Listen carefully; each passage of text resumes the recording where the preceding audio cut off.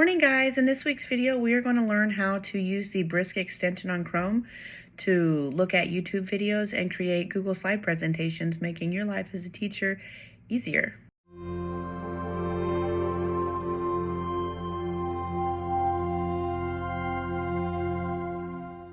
So in order to use the Brisk extension, you need to be on a Chrome browser. It works best, and if you don't have it downloaded, you can just come to briskteaching.com and you can download it.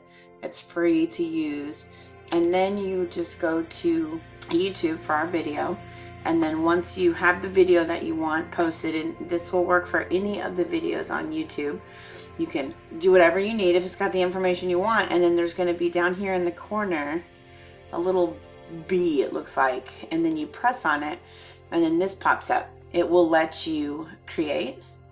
And so these are all of the different things that you can create using Brisk. So it's really awesome. Notice here they have star practice tests based on your information. They have spiral reviews, but what we're specifically looking at today is a presentation.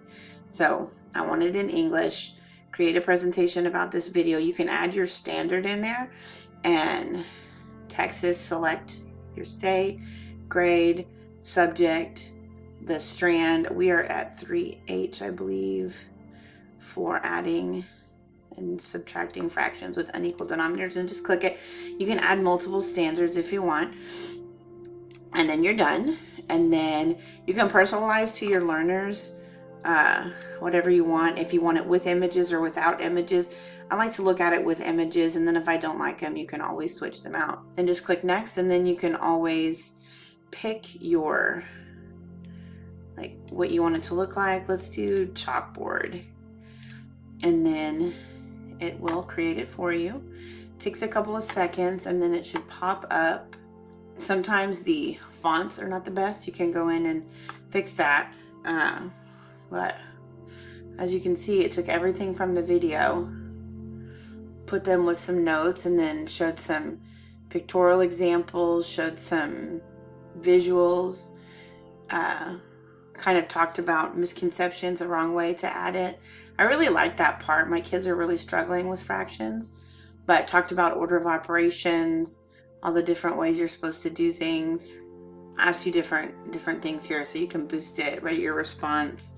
I do like that it gives you these little math pages over here on the side as the visual. If you don't want that on there, though, you could switch it. This might be a good time for students to practice, but you could also hit that B button again and go to create, and then we could go to guided notes, and then it will create guided notes on this presentation that we just built, which is another tool that I found super helpful, especially for some of my little kids that needed those notes.